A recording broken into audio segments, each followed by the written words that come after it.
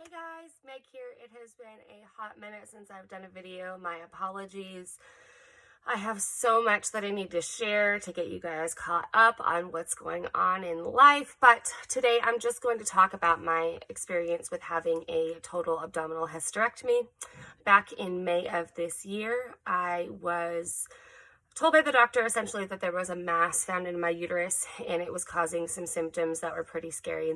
And so they recommended a full hysterectomy, including ovary removal due to endometriosis as well. So I went in and they did a abdominal incision, much like a C-section, and they removed everything and all of the adhesions, which apparently were pretty extensive from what the doctor had said.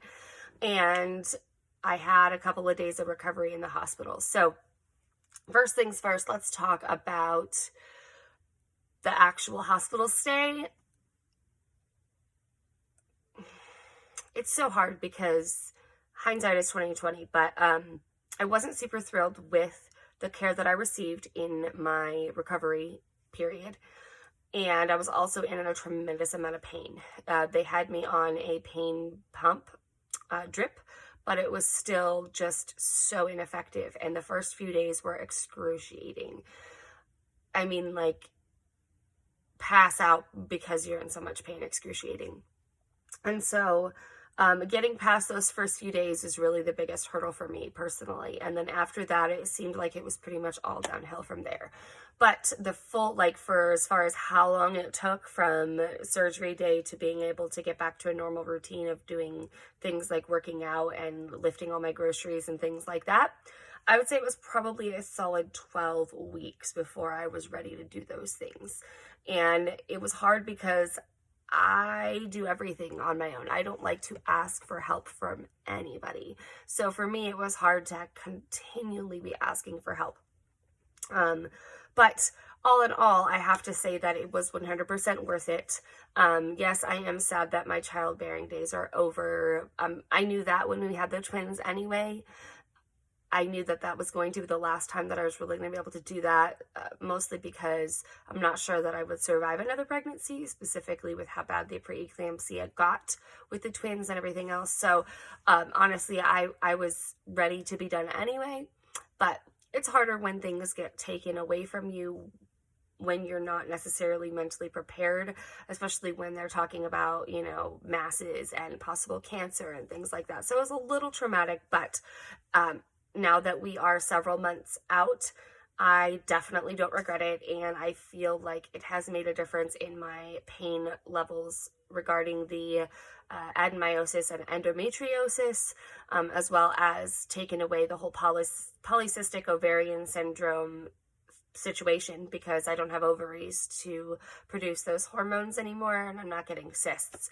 So a lot of my female problems that would keep me not feeling super great throughout the month are now gone and no longer an issue anymore. So that is awesome. But there are other things that you have to worry about after hysterectomy. A lot of those are, things that you necessarily wouldn't think about.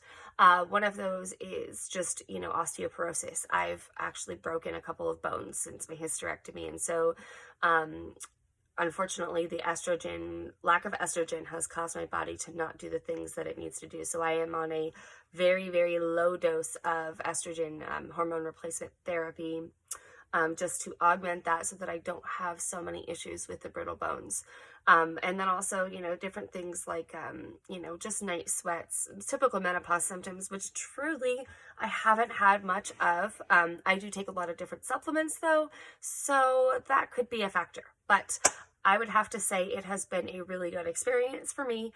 And one of the biggest things that I can recommend if you're going for that surgery is to take a whole buttload of Gas X with you to the hospital, and also start taking stool softeners 2 days before surgery, and eat a light semi-liquid diet probably the whole day before leading up to, so that you don't have such issues with your GI tract trying to restart after surgery. I ended up having most of my pain was from the intestines being moved around and the gas inside of there and things like that. I mean, granted, the incision was rough, but I was just having really bad stabbing pains from all of that. So whatever you can do to alleviate that, definitely do it. But, and a belly binder. Having one of those belly binders around your stomach makes a huge difference when you go home. So yeah, I still can't believe that I actually had it done. And sometimes I forget that that's what I did, but I did. And so it's gone. I have no more uterus, no more periods. That is glorious, my friends. So glorious. No periods. But that being said, you know, it does bring that finality of knowing that we'll never be able to do another embryo transfer, things like that. So, yeah, at this point in time, our family's complete. And, you know, if God somehow brings us another child via adoption or whatever, we definitely won't complain whatsoever. But for now, we're content, happy, and really just enjoying watching our whole family grow before our eyes. Our two oldest are graduating from high school this year, or in 2020. And so, enjoying just helping them launch into adulthood while watching our other youngest four get ready to do the same thing. The twins are 3.5, so it's kind of crazy to me that in a couple years they'll be starting kindergarten and just all of those, you know, first last milestones, you know what I mean? Like the last time my kids ever start kindergarten, or the last time, you know what I mean? Like we're going to go through those last firsts again.